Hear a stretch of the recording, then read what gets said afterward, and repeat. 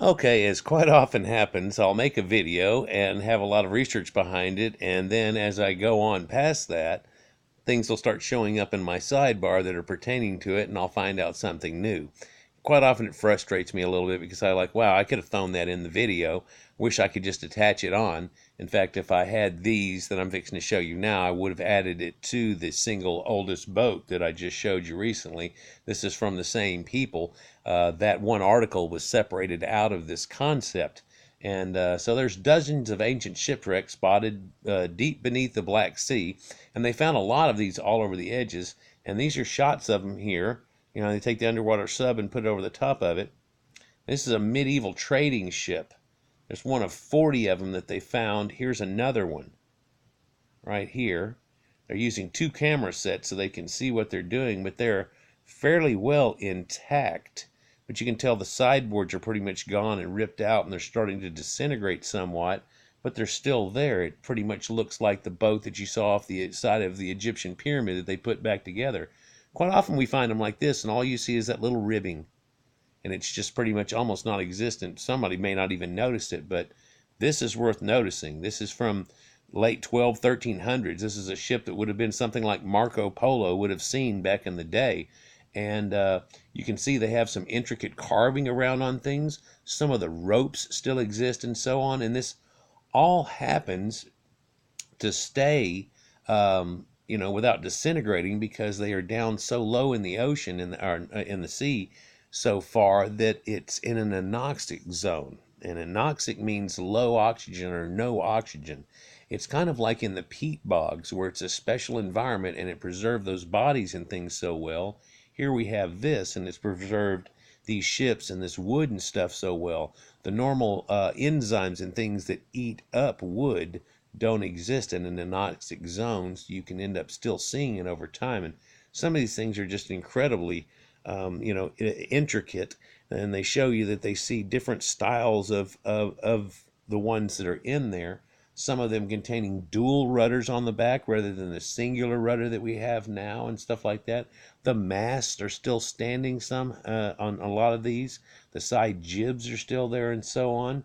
It's all still wound up the way it was. This one has a loop around it right over there.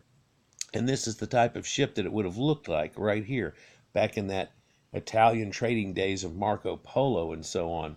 And they even showed that the rudder was locked on and fastened. So in other words, the thing was running, or the steering mechanism, so it was running in a single run. Now a lot of times like this with this loop over it right here, or right here, and that keeps it from moving. And so once you get it set right, you could lock that on there, and it's almost like it just locks it on that run, so you get it lined up pretty straight, and then you just go with it. That's what position this thing was in, was like a go with it.